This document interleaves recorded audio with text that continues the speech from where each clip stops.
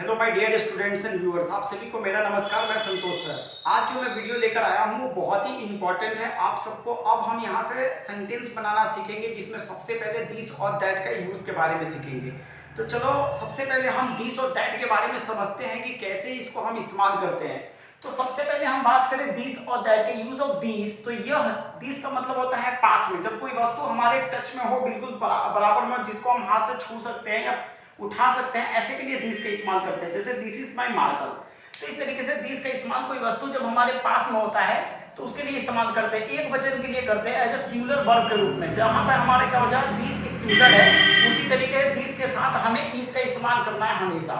ठीक है, यह एक डेमोन्स्ट्रेटिव प्रोनाउन या एडजेक्टिव होता है और दिस का उपयोग नजदीकी की किसी भी एक वचन यानी सिंगुलर वस्तु हो, व्यक्ति हो या स्थान की ओर इशारा करने के लिए इसका इस्तेमाल हम करते हैं।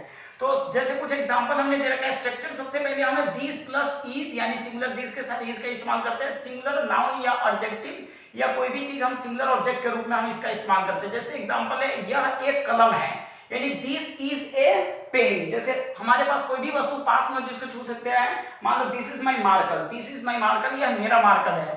तो यह एक कलम है तो दिस इज ए पेन। इसी तरीके से यह मेरी कार है, दिस इज माई कार, यह पुस्तक बहुत अच्छी है, this book is very good, यानी एडजेक्टिव के रूप में इसका इस्तेमाल हुआ है। यह रमेश है, दिस इज रमेश, यानी परिचय इंट्रोडक्शन देने के लिए। यह मेरा घर है, this is my house. Same आपने दिस के इस्तेमाल आपने समझा। अब हम बात करते हैं यूज ऑफ दैट का। तो दैट का यूज कैसे करते हैं, दूरी के लिए। जो चीज हम छू नहीं सकते, हमारे पहुंच से बाहर है, उसको हम दैट का इस्तेमाल करते हैं। जो वस्तु हमसे दूर है, तो दूर के लिए एक वचन में हम इसका इस्तेमाल करते हैं सिंगुलर के रूप में, और साथ में सिंगुलर वर्ब का इस्तेमाल करेंगे। इज हो या वाज का हम प्रयोग करते हैं, यूज करते हैं। ये भी एक डेमोन्स्ट्रेटिव प्रोनाउन अथवा एडजेक्टिव के रूप में हम इसका इस्तेमाल करते हैं। दैट का मतलब वह होता है, वो होता है। इसका उपयोग हम दूर की वस्तु, एक वचन या वस्तु, व्यक्ति या स्थान को दर्शाने के लिए इसका इस्तेमाल करते हैं। इसका स्ट्रक्चर होता है दैट प्लस इज वाज, यानी इनमें से हम इस्तेमाल करेंगे। अगर प्रेजेंट के लिए इस्तेमाल करें तो इज का, और पास्ट के लिए तो वाज का इस्तेमाल करते हैं। सिंगुलर नाउन या सिंगुलर ऑब्जेक्ट कोई भी हम इसका इस्तेमाल कर सकते हैं। जैसे एग्जांपल में, वह एक कुर्सी है, तो दैट इज ए चेयर, यानी कि वह एक कुर्सी है, दैट इज ए चेयर। वह घोड़ा मेरा है, तो दैट हॉर्स इज माइन। वह मोबाइल नया है, दैट मोबाइल इज न्यू। क्या वह तुम्हारी पुस्तक थी, तो यह ऐसे इंटरोगेटिव के रूप में क्वेश्चन किया गया है, यानी कि क्या वह तुम्हारी पुस्तक थी, जब पास्ट में है तो वाज दैट योर बुक।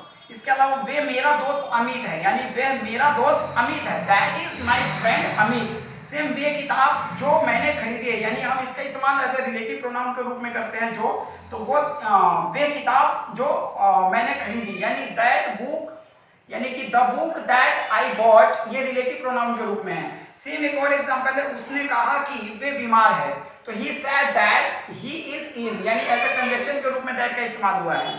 इसके अलावा एक्स्ट्रा सेंटेंसेस भी हमने दैट के यूज में हमने लिख रखा है। जैसे कि वे चाय पीना चाहता है, बस और कुछ नहीं।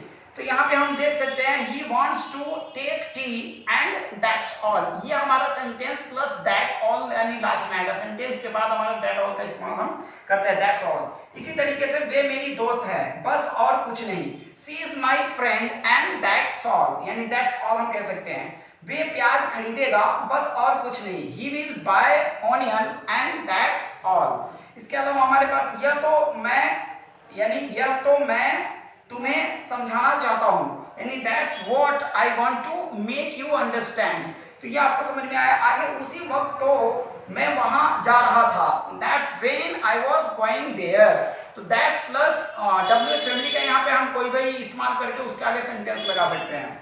सेम यहाँ पे हम कर सकते हैं, वही तो मेरा दोस्त रहता है, यानी वही तो मेरा दोस्त रहता है, that's where my friend lives. इसी तरीके से एक एग्जांपल है, उसी वक्त तो मैं वहां जा रहा था, that's when I was going there. इसके अलावा हम यहाँ देख सकते हैं, उसी को तो मैंने पैसा दिया था, that's whom I gave money।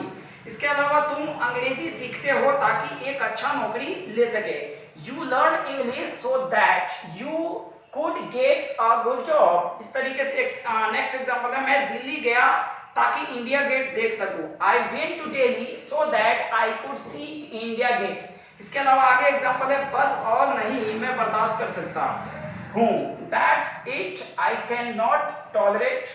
यानी यहाँ पे हम दैट्स का इस्तेमाल करें, दैट्स इट प्लस सेंटेंस लगाएंगे। दैट्स इट का इस्तेमाल हम कर सकते हैं बस और नहीं के लिए। इसके अलावा बस और नहीं धन्यवाद यानी दैट्स इट, थैंक यू।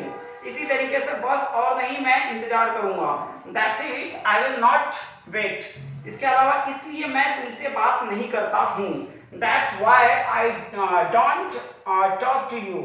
इसके अलावा वे हमेशा पढ़ता था इसीलिए उसने परीक्षा पास किया, he always used to study, that's why he pass the exam. इसी तरीके से उसने कुछ पैसे दिया इसलिए वे यहाँ आया था, he gave some money, that's is why he came here.